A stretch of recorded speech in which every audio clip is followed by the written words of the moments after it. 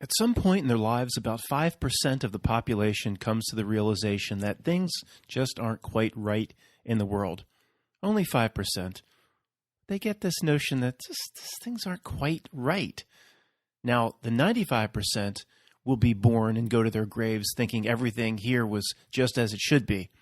It makes perfect sense to the drifter that the Waffle House waitress is subject to the same 80,000-page tax code that applies to Warren Buffett, with hundreds of millions of dollars a day coming and going through international shell companies. On their deathbed, the drifter will believe, the tax code that applies to the Waffle House waitress equally to Warren Buffett, that's just something that Congress hasn't gotten around to fixing yet. Other drifters don't see any problem at all with the Waffle House waitress being subject to the same 80,000-page tax code that's subject to Warren Buffett and to Dr. Evil and all the rest of them. At least some of the drifters see it's a problem, but it's just something that Congress hasn't gotten around fixing yet. They'll take that to their grave. Others don't see any problem at all. So when some drunk lays down $1 on the counter as a tip for a buttered bagel, then that dollar, according to most drifters, should be applied the same standard as any other dollar. Why should the Waffle House waitress be subject to less? Yeah, we got a new name for these people, the drifter or the life drifter. So going on to another topic, the life drifter thinks it's perfectly normal that an entire world would go to war over the assassination of an archduke named Ferdinand from a hungry Austria. Trench warfare, a few 100,000 choking to death on chlorine gas. All over one archdick. Probably nobody liked very much in the first place.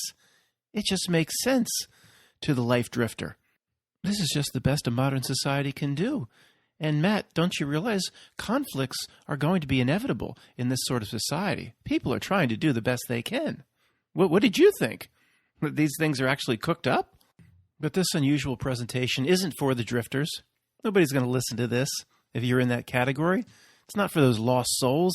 It's for the 5%, roughly 5%, who will watch the news one day, some point in their lives, or read a National Geographic article, and finally say to themselves, that explanation is a bunch of bullshit. I'm out to save these people 20 years of wasted time and spinning wheels.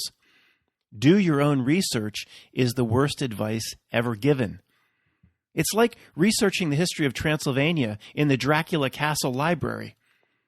Research Building 7, and Google will show you a popular mechanics article that explains how it's perfectly normal for a skyscraper to drop down symmetrically from the loss of one core column. Go do your own research and see how that core column was lost. It says fire. Hey, shouldn't that little tin that holds the eternal flame at like JFK's grave, shouldn't it have melted by now?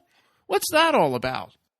Once someone is fearless enough to eventually cross over into this conspiracy research, part of the 5% that notice something is just not quite right, what they don't notice is the amount of research or things to investigate that's put in front of them is unnaturally endless, or endless in an unnatural fashion. They don't realize this. So I applaud the 5% for questioning Wolf Blitzer's Situation Room.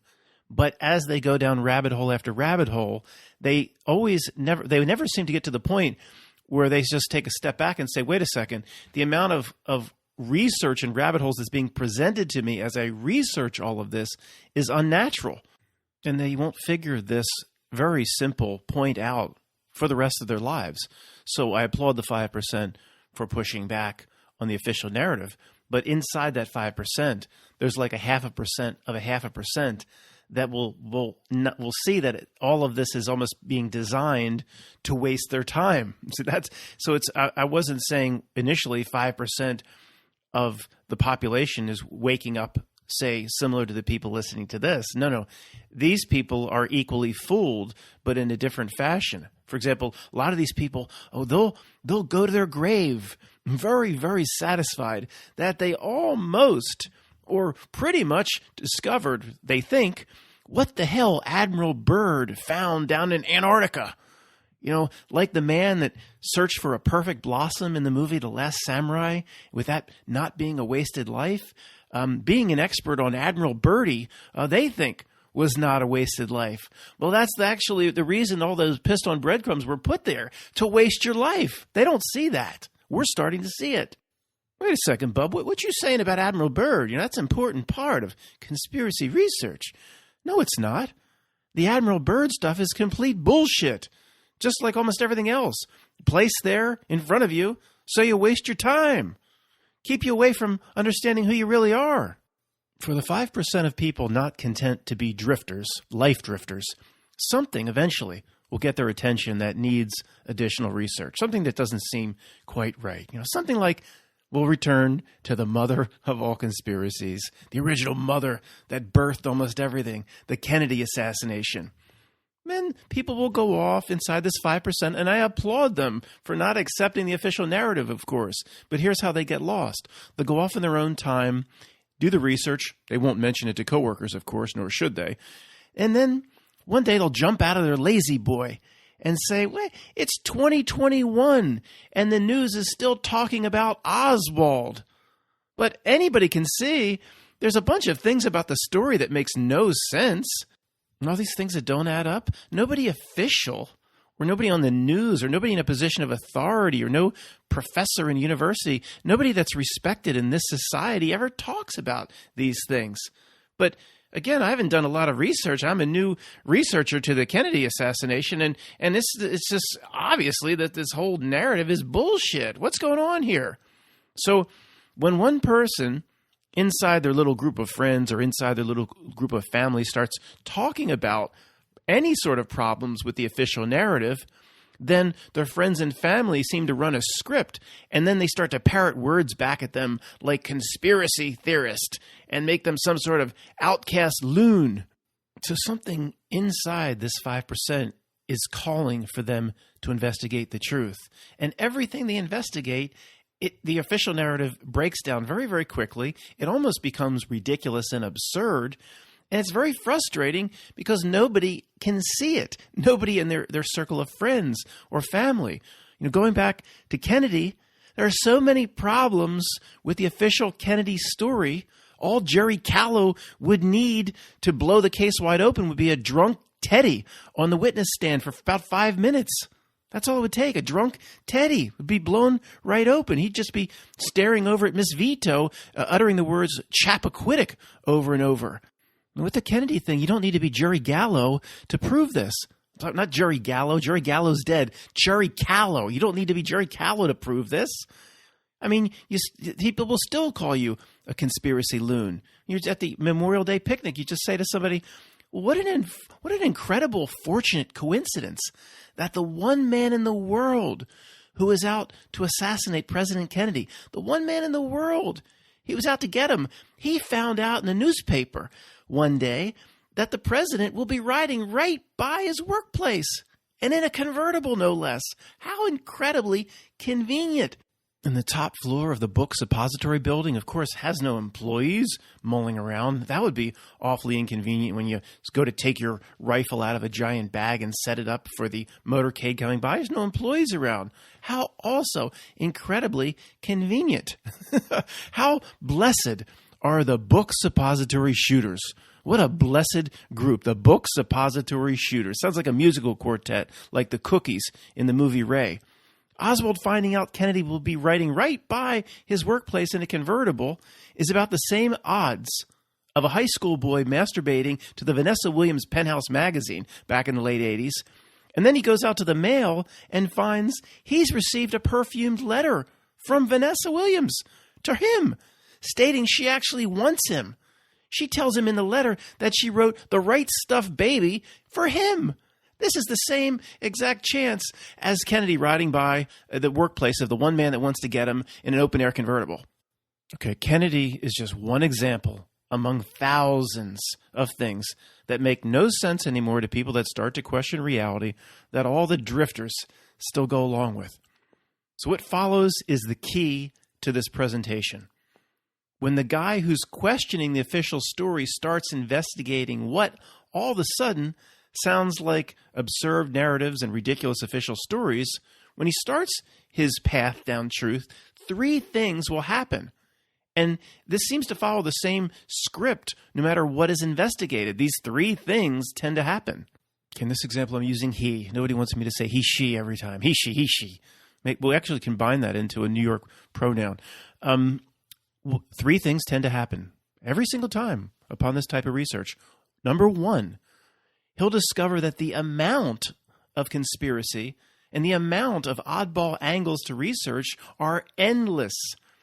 And not just about Kennedy, about any conspiracy subject, all of the biggies, all the medium and all the small ones. But the biggies, of course, the 7-Eleven submitted job application, UFOs. Oh, what's going on now? Oh, they're going to disclose. They're going to like anybody can't see what's right through what's happening now. The absurdity. They're going to disclose. Well, let's fall for that. Official history is BS. That's another rabbit hole. What's the deep state? How long has it been here? Are elections real? What are the reasons, the real reasons behind wars? What is the technology they're hiding from us? Super soldiers, secret societies, ancient architecture. It doesn't matter the topic. The best way to say it, and this doesn't make sense to most people, but this is the only thing that's applicable at this point. The world or the reality itself will deliver an almost endless amount of material to research on one's topic of interest. If it sounds like the way the Event Horizon shows each of Captain Miller's crew its worst fears based on everybody's individual fears, it's similar. It will show you the endless conspiracy research on whatever interests you. That's, to me, I'm starting to think that's not natural, but that's just me. The second thing that will happen when one, maybe for the first time, starts to pursue this sort of inquiry or conspiracy research. The research itself on whatever they're looking into will be inconclusive on the definitive findings. There really won't be a last page of the book. There won't be a definitive story's end where we see Morgan Freeman run off with Ashley Judd and kiss the girls. There's no end to it. You know, we think we're getting close, but then something else pops up like a fractal. You know, of course, all of it will point to the official story or the official narrative being false. All the research will point to Encyclopedia Britannica and the bullshit it's presenting as being completely wrong, of course. But then what actually happened, that will be a bit blurry, and it'll never harden up or solidify. That's how many times has this happened to us? It's constructed this way, so the research never ends. Back to our same example. Any 8th grader doing a few hours of research in between his baseball card collection will be able to see that it's not Oswald. This whole associating Oswald with Kennedy, no matter what happened. Okay, any fool can see that that's the most absurd of official stories. You might as well say the prince that turned into a frog or the prince that was a frog did it. It doesn't matter. But then, see, it doesn't matter. You put hours and years and decades into the research, and then you go, well, wait a second, who was it? I know it's not Oswald, but who the heck was it? So then it's called a wasted life, chasing this bullshit. That's what it wants. That's what it's designed for. The doors to look behind are endless. The third and final thing that will happen to anybody that goes down this path for any one of the conspiracy topics is he will soon find that per starting to talk about what his investigation is revealing, the people around him will think he's a lunatic for questioning the official version of things, no matter how ridiculous the official version of things are. We'll get back to that one. Basically, to summarize the three things, the person will find, or see, the problem is they don't realize this. They will always have an extra breadcrumb placed before them. There will always be something else to look into, but they'll never realize that that is unnatural. No normal world could keep delivering these breadcrumbs over and over and over with nothing ever being exposed. Just one more thing to look into. They won't ever realize the unnatural nature of it. They'll always agree there's always another book to read. There's always another white paper there's always another leaked classified document to look into, but they won't realize that's indicative or is a giveaway on the nature of reality itself. The second thing is, no matter how much time they put into it, the final conclusions never harden up. They're always blurry, always kind of elusive. And most people just think they need to put more work in instead of backing up and saying, wait a second, I'm not playing this game anymore. This is the nature of reality itself. Well, look, that doesn't make any sense. Explain that. I can't. But it's what I'm saying is more sane than you saying you need to put in 2 more decades to finally figure it out. I guarantee at the end of the 2 decades, you'll be even more confused. To prove a bigger point, Kennedy in this case was used. But you could use and plug in almost anything. Hundreds and hundreds of pages of different conspiracies. They all follow the same pattern. And a pattern that the conspiracy researcher themselves never really realizes is a pattern. An unnatural one at that. They all follow the same pattern in terms of everything, how it's meant to entrap. It's a Venus flytrap. The Titanic, the moon landing, the 7-Eleven submitted job application with local notarization, Princess Diana, aliens, who built the pyramids, other impossible megalithic structures, poison air and water, the Federal Reserve, who exactly is Michelle Obama. Inside each of these monster conspiracies is a subset of embedded and secondary and tertiary conspiracies that spread out endlessly like capillaries in Ted Kennedy's face that's all gouted up. It goes on forever. Throw a dart. We'll just pick a topic and go through this. Oh, there's the dart. It landed into the banking conspiracy associated with the Fed. That's our Trivial Pursuit category and card. Banking and the Fed. What color is that card? Orange is sports and leisure. Maybe it should be like a putrid brown or something, or poop. Inside that, what do we have? Number 1, sub-conspiracy. Was there what was ever inside of Fort Knox? What was that all about? Was there a bunch of gold inside of Fort Knox? Like, really? Was there gold that ever backed up the U.S. dollar? Who's ever seen the inside of Fort Knox? Maybe it was a dildo factory, for all we know. Number 2, how banks actually make up and create money out of thin air when they create a loan. That's not even a conspiracy. Most drifters believe when we say something like that, like banks make up the money when they give you a loan, they didn't have it, they just make it up. The drifters think that's a conspiracy, and they get on us for that. Even when we present fact, they call us conspiracy theorists. The drifters are too dumb to ever realize this, but okay, forget it. Number 3 inside banking. Why can't the Fed ever be audited by Congress? If Congress was able to audit it, wouldn't we finally know what Fort Knox was really was for? And was there any gold that ever backed the fiat currency? Number 4, the list. Number 4, we could go on to 4,000. What role did the Rothschilds play in the old money? Role do they play behind the Fed and banks, monster banks like Bank of America and Chase? Number 5, what really happened at Jekyll Island that led to the Federal Reserve Act? And is it a coincidence they chose the site that was named after an English monster, Jekyll? Dr. Jekyll. No, sorry, that he's the doctor. Hyde was the monster, but is there really a difference? Number 6. Were the big 3 billionaires that died on the Titanic, Astor, Guggenheim, and Strauss, were they really headed to the U.S. to try to block Jekyll Island and the Federal Reserve Act? So this could go on for years and years and years and years, and the people that research this stuff don't ever stop to consider how unnatural all this is.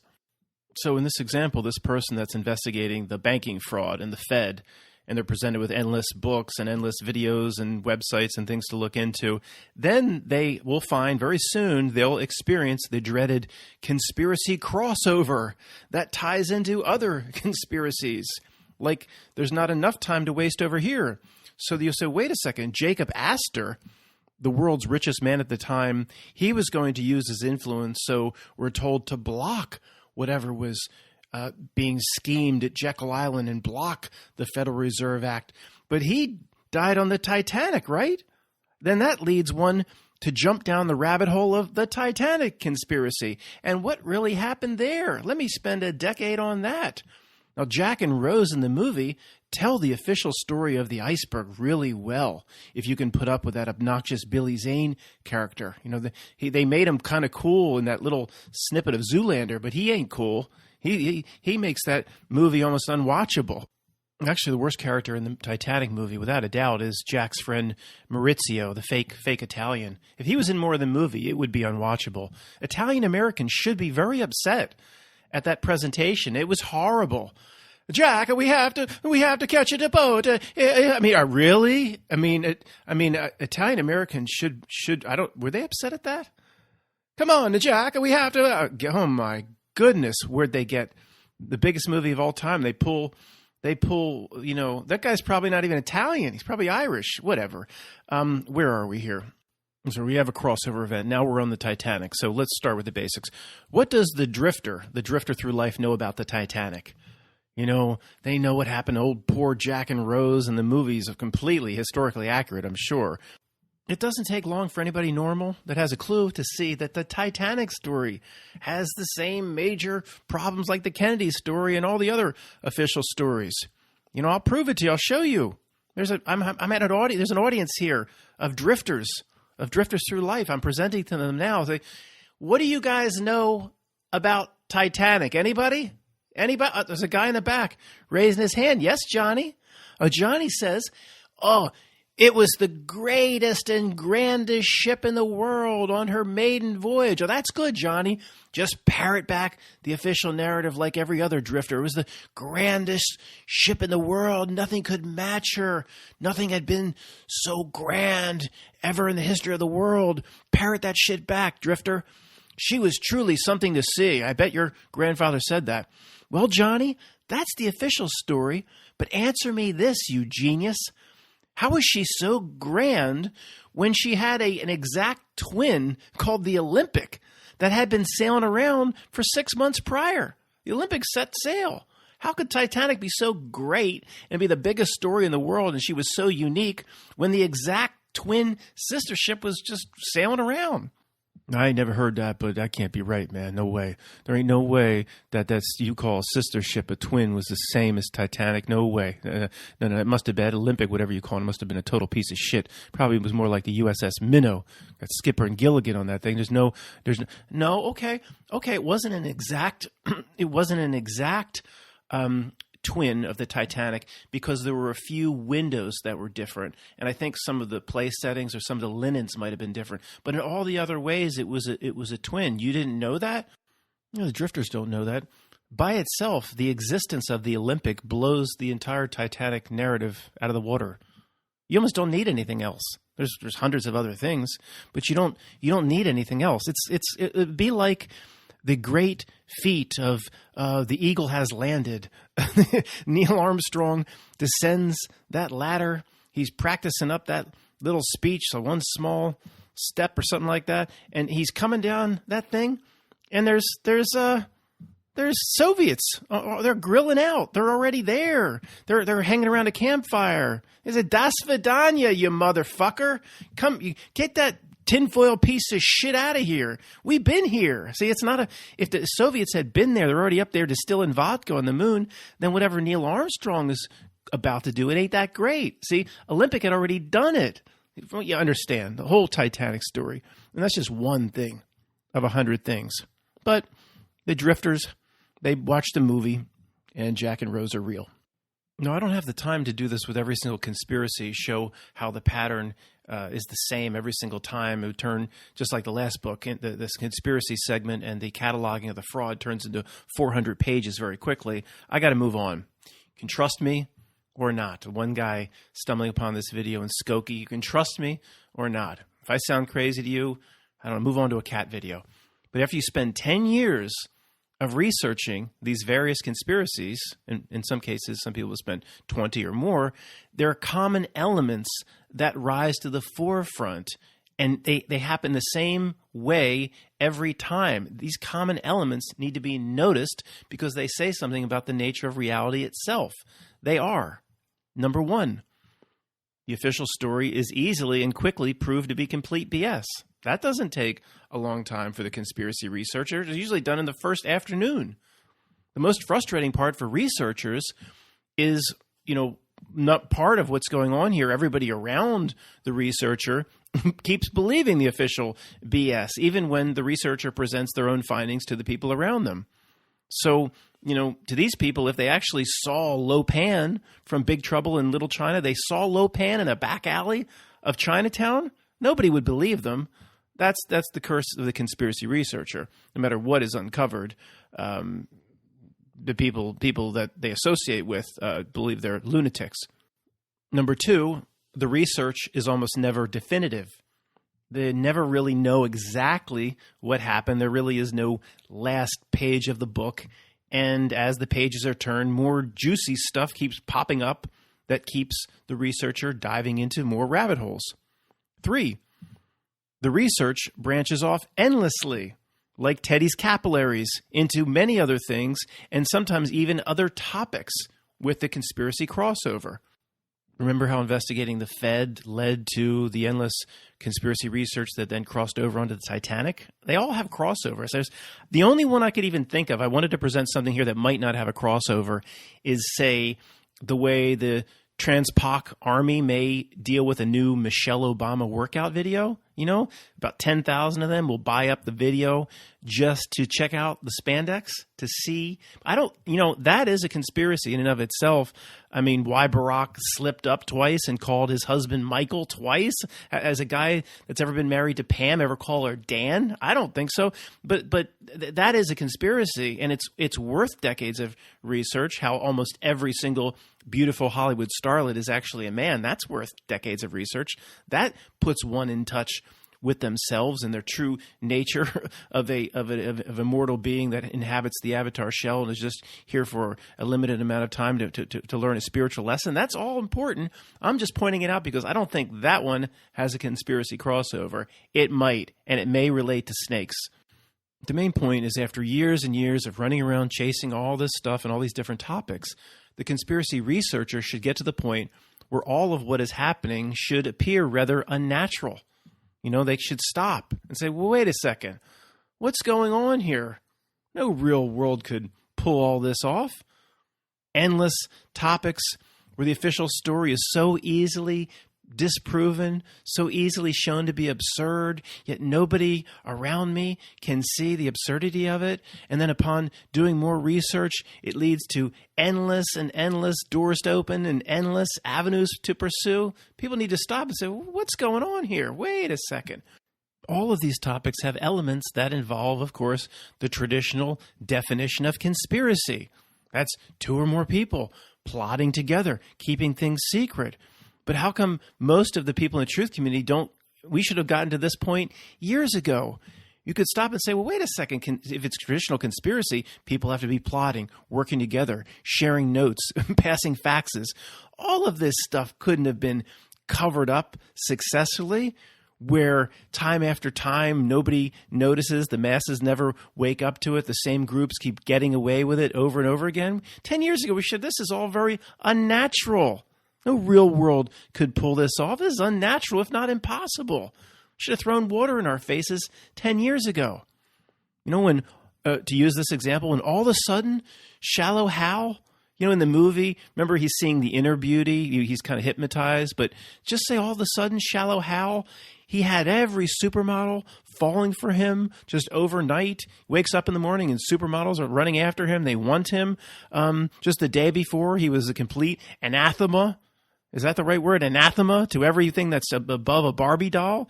He should have realized that, wait a second, something is going on here. Reality itself has changed. Shallow Hal just figured it was him. The dumbass thought nothing in reality had changed. He just was looking for some dumbass real-world pedestrian explanation. And then he could just come up with, well, my confidence must be up.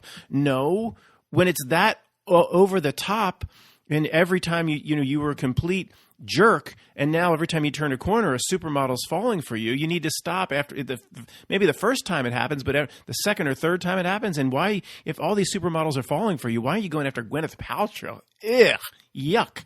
But you should say, wait a second, there's been a shift in reality itself, or look for explanations that are outside the bookends. Maybe I'm going crazy. Maybe there's something wrong with my perception.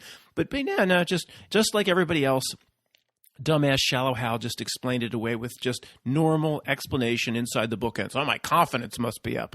That's the problem. The explanations lie outside the bookends. We don't know that by now? The people in the movie Inception are the only ones doing it right. This is what I'm talking about. You know, the reality seems completely real. They have that little thing, they spin that little dreidel thing or whatever. If it spins a certain way, then they're in baseline reality. At least they're constantly on guard for the reality substitutes, unlike Hal and all these other dummies, spinning their little thing. Oh, that didn't spin right. This must be a dream level. Well, which one? There's a lot of movie examples where the people should be questioning the very nature of the reality, and they just act like the dumbass drifters around us. The movie was called Yesterday, where the actor's name is Himesh. He's an Indian guy. He starts playing for his friend's Beatles movie, the Beatles songs, and there's some change in reality, of course, where the Beatles never existed, but he remembers all the songs. It's actually, if you like the Beatles music, it's very, very good. If you're Mandela affected, of course, it's a very interesting movie. But, he starts playing these beautiful Beatles songs for his friends, and the day before, he could barely write the most horrible of songs. He just had no talent, basically, before that. He was ready to give it up. Like, the complexity of the song Peaches, by the presidents of the United States of America, one of the dumbest basics. It can be played on like 3 chords. Peaches for free. I mean, he was doing that shit the day before. Then all of a sudden, out of the blue, he's singing Sgt. Pepper's. He's singing Let It Be, Eleanor Rigby. He's pulling out all the classics from the Beatles. And his friends, they just were like, wow, man, that's really good. Like, they should have stopped and said, this is one of his friends should have had a clue and said, there's been something is not right with reality. There's no way the schlep who couldn't even write Peaches is now writing all these incredible, again, the Beatles don't exist in their reality. But somebody should have gone there. Somebody should have gone outside the bookends to explain it. Not like, oh, wow, that sounds really good. You learned to write all this shit overnight. They're just drifters. They just go along with it. But that's the people we're dealing with, in Yesterday, all those friends, I'm sure they still all believed in Oswald, all believed in Jack and Rose Titanic and all the other shit. I've been pushing for a long time that we in this community stop looking inside our bookends for dumbed down, pedestrian, real world explanations, because you can't find the answers. And this is still a screen exercise. Once you understand the whole reality is a trick to get you to kind of incriminate and doom yourself, it tells you everything you need to know about yourself to get what you need to get out of this world. This is mostly a screen exercise proving how the world isn't very real. So let's not forget the main part. But this truth community they just apply real world explanations that make sense to now what is an impossible set of circumstances. So at this point, guys, I'll embrace anybody in the truth community that looks for answers outside of reality bookends or the same old places. I'll embrace anything. Okay? Saying that the certain conspiracy here, Matt, I've got an answer for you. This certain conspiracy over here was caused by Kermit the Frog, who rose up out of the Aegean Sea as a god, and he decreed it so. I'll listen to that whack presentation. I'll listen, because that's going to be closer to the truth than somebody trying to explain it away with kind of what we know as normal here. That doesn't work anymore. So you understand, guys, where I'm going with this. The same old tired explanations of guys and girls in secret societies. I've said it a million times. Hand symbols and more hand symbols. It don't work anymore. That's why they push the hand symbol shit up and down. We're talking about what was it? Not the American Idol guy the other day. Not the Masked Singer. What was it called? The X Factor winner, Australia or whatever. He's pushing his truth video from 2010 about all the 33s and the hand symbols and the Baphomet references and the covering the one eye. Well, they want you focused on that, because obviously if you're focused on that, you are leaps and bounds away from the real truth. And the real truth, guess what? It just leads you back to yourself. So the more things and hand symbols and shit you analyze all day long has nothing to do with understanding your place in this existence, in this reality. So they're very, very pleased when we chase that shit, as I've said a million times. So this presentation was more like an in-depth discussion about how just pattern recognition, just when you research different things, it's the same pattern or process we go through. And that is unnatural. That's impossible. That should lead you back to saying the world isn't very real or not real at all.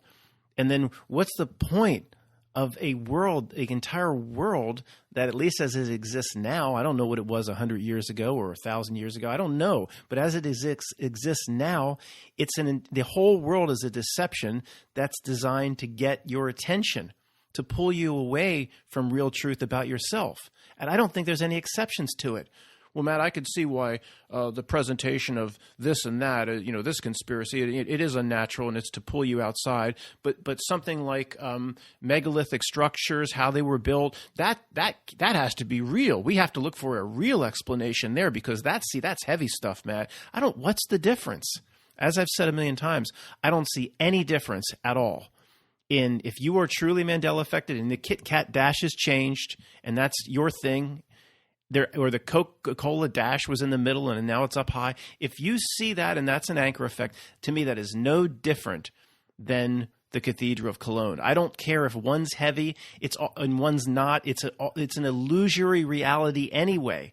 This has to have a real explanation because it's heavy and has brick. No, to me it's all part of the same reality fraud that's designed so you miss the boat on yourself. Thanks for listening.